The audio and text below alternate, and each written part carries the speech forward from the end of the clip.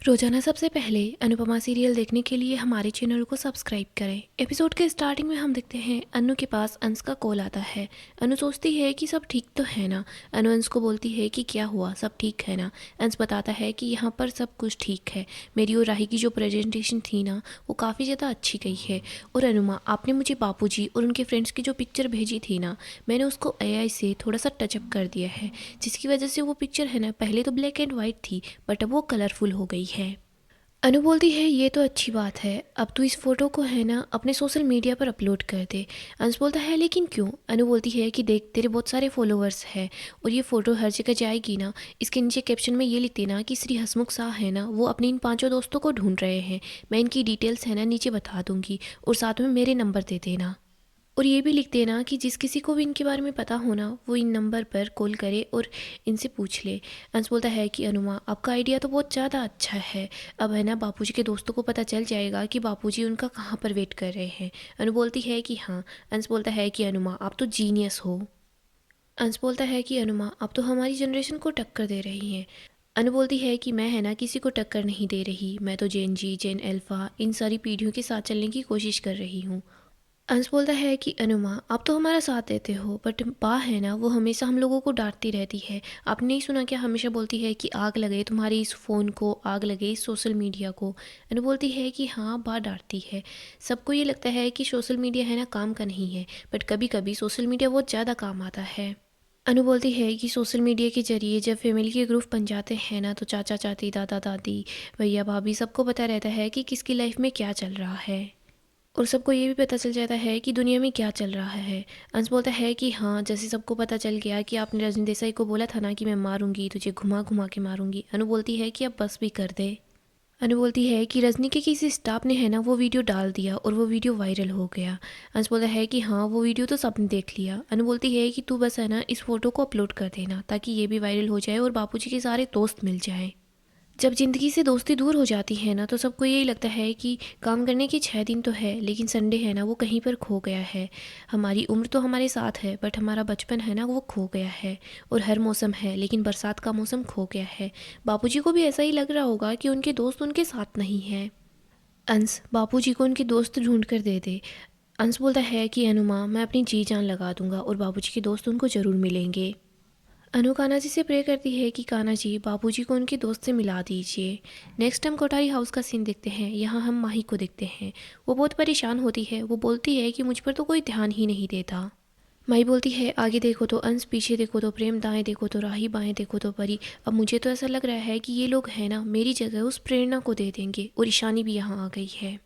गौतम बोलता है अगर ये सब कुछ ऐसा ही चलता रहा ना तो इस एक इंटरनेशनल एग्जीबिशन से ये लोग इतना कमा लेंगे कि हम दोनों को घर से निकाल देंगे। माही बोलती है कि नहीं, ऐसा नहीं हो सकता। गौतम बोलता है कि ये लोग अपनी बेस्ट डिज़ाइन लेकर जाएंगे और अगर ऐसा हो कि ये लोग अपनी बेस्ट डिज़ाइन वहाँ पर ना ले जा पाए तो। माही बोलती है तो फिर क्या होगा। गौतम बोलता है कि तो फिर पराग कोठारी की जो इतनी अच्छी इमेज बनी हुई है ना हीरो की, वो कांच की तरह टूट जाएगी। अगली सुबह हम बाबूजी को देखते हैं। बाबूजी अपने दोस्त से बात कर रहे होते हैं। उसको बोलते हैं कि देख उठ जा, वरना है ना मैं तेरी वाली स्टोरी है ना सबको बता दूंगा। अनु बोलती है कि कौन सी स्टोरी। बाबूजी बोलते हैं कि हरप्रीत कौर वाली स्टोरी। अनु बोलती है कि क्या स्टोरी थी।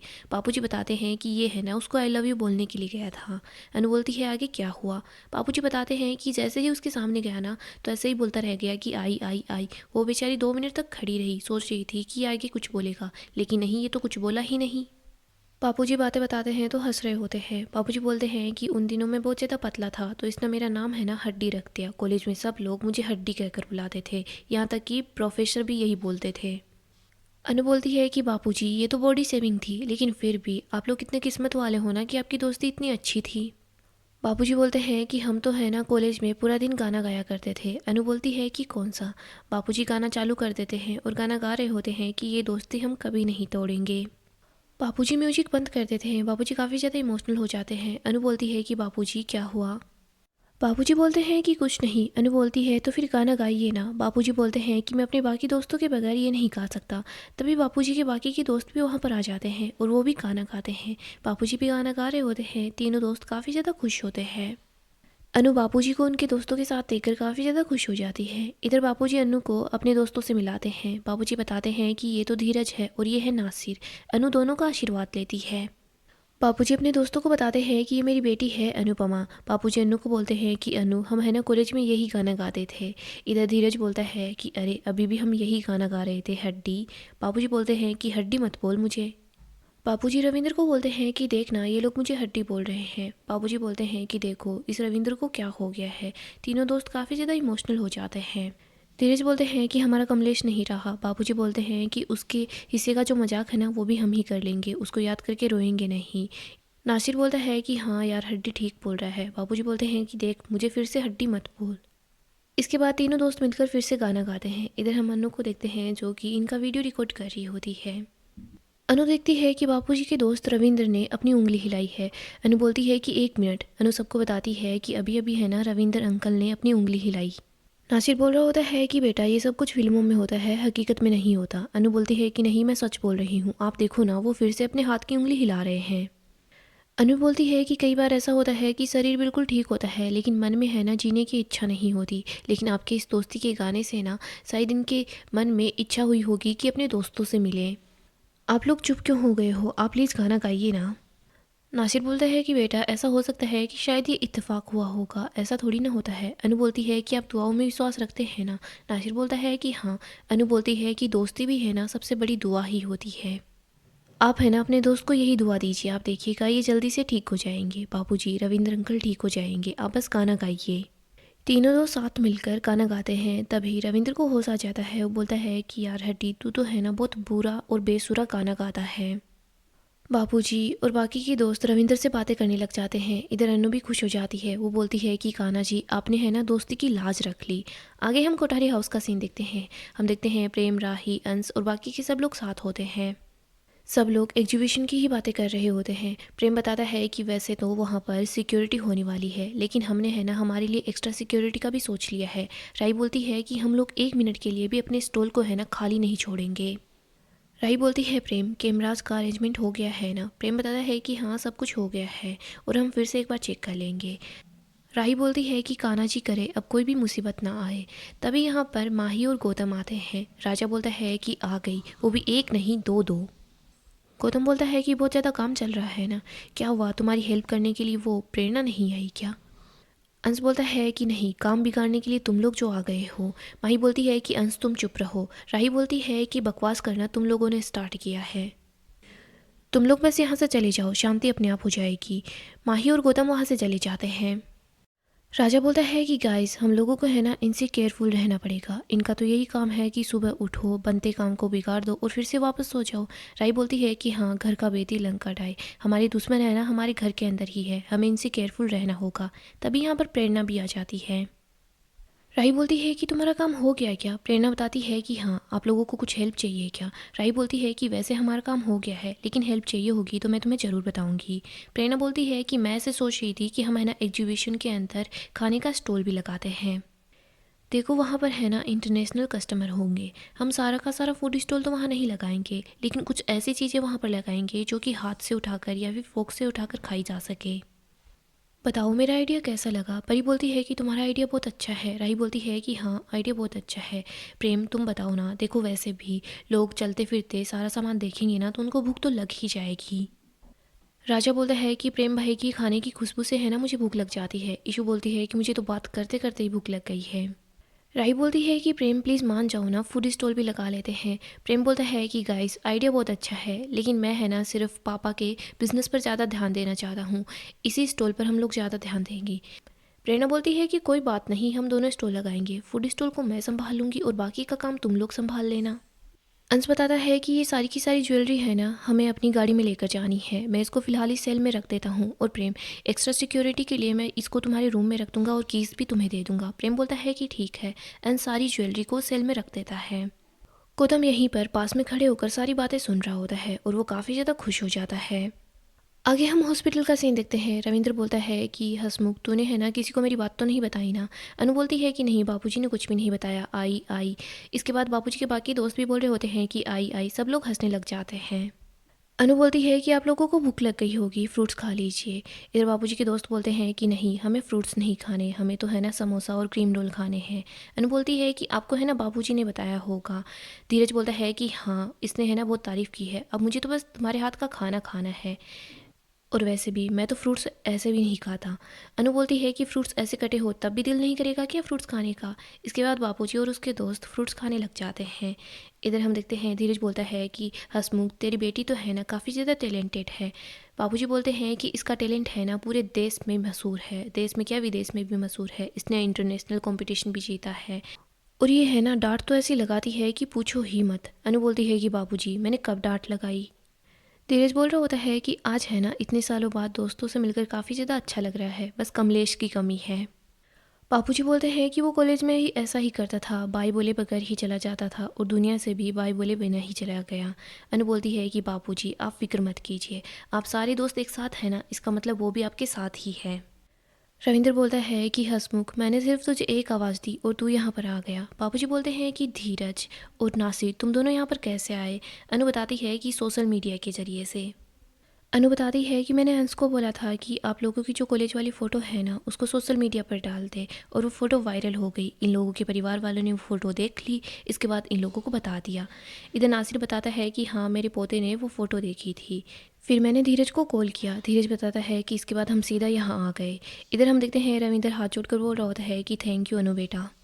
अनु बोलती है कि अंकल आप ये क्या कर रहे हैं, मैंने वही किया जो एक बेटी का फ़र्ज होता है। नासिर भी बोलता है कि मैं है ना दुआ करता हूँ हर घर में है ना तुम्हारी जैसी एक बेटी हो। मैंने सोचा था कि मैं अपने दोस्तों से मिले बगैर ही मर जाऊँगा, लेकिन तुम्हारी वजह से मैं अपने दोस्तों से फिर से मिल पाया। धीरज बोलता है कि अब तो कभी भी बुलावा आ जाए कोई भी पछतावा नहीं है। अनु डांटने लग जाती है और बोलती है कि अब चुप, एकदम चुप, अभी के अभी मिले हो और अभी बिछड़ने की बातें कर रहे हो। इधर बापूजी बोलते हो मैंने बोला था ना ये बहुत ज़्यादा डांटती है। धीरज बोलता है कि देखो बेटियों की डांट है ना वो बड़े ही भाग्य से मिलती है। इधर रविंद्र बोलता है कि तुम लोग ऐसे बातें करते रहोगे या फिर मुझे दवा भी दोगे। रविंद्र हंस रहा होता है और बोलता है कि किसी के पास हरप्रीत का नंबर है या नहीं। सब लोग हंसने लग जाते हैं। इधर नासिर बोलता है कि तेरी यही हरकतें रही ना तो मैं भाभी को सब बता दूंगा। रविंद्र बताता है कि मुझे तो पता भी नहीं वो कहाँ है कैसी है। अनु बताती है कि हम आपके एड्रेस पर गए थे। रविंद्र बोलता है कि वहाँ पर क्या हुआ। अनु बता देती है कि वहाँ क्या हुआ। रविंद्र काफ़ी ज़्यादा अपसेट हो जाता है। आगे हम पराग और ख्याति को देखते हैं। वो लोग कॉल पर बात कर रहे होते हैं। वो लोग अपने दोस्तों को एग्जीबिशन के बारे में बताते हैं और सब लोग काफ़ी ज़्यादा खुश होते हैं। ख्याति बोलती है कि बच्चों ने है ना इतनी ज़्यादा अच्छी प्रेजेंटेशन बनाई है, मेरा तो दिल कर रहा है कि पूरी दुनिया को ये दिखाऊं। पराग बोलता है कि प्रेम के बिना है ना सब लोगों ने मिलकर इतनी ज़्यादा मेहनत की है और इतनी अच्छी प्रेजेंटेशन बनाई है। ख्याति बोलती है कि हमने है ना अंश को कम समझा था। पराग बोलता है कि हाँ हमने उसको समझने में भूल कर दी और गलती भी कर दी। बेटा कह तो दिया लेकिन बेटा माना नहीं। ख्याति बोलती है कि काश अंश है ना हमारी बेटी की ज़िंदगी में पहले ही आ जाता तो हमारी प्रार्थना को इतना सब कुछ नहीं सहना पड़ता। पराग बोलता है कि वक्त है ना भगवान तय करता है, आपको भी तो मुझसे मिलने में वक्त लग गया था। ख्याति बोलती है कि पराग जी मुझे बहुत ज़्यादा टेंशन हो रही है, गौतम ऐसे ही चुप नहीं बैठेगा, वो कुछ ना कुछ ज़रूर करेगा। पराग बोलता है कि गौतम को जो करना है कर ले, लेकिन वो हमारी बच्ची की खुशियों को बर्बाद नहीं कर पाएगा। गौतम है ना वो हमारे परिवार के साथ कुछ भी गलत नहीं कर पाएगा, क्योंकि मैं उसको मौका ही नहीं दूंगा। आगे हम फिर से हॉस्पिटल का सीन देखते हैं। अनु बोलती है कि बताइए ना रविंद्र अंकल क्या हुआ। रविंद्र बताता है कि मैंने जिन बच्चों के लिए इतना सब कुछ किया ना उन्होंने बुढ़ापे में मुझे मेरी पत्नी से ही अलग कर दिया।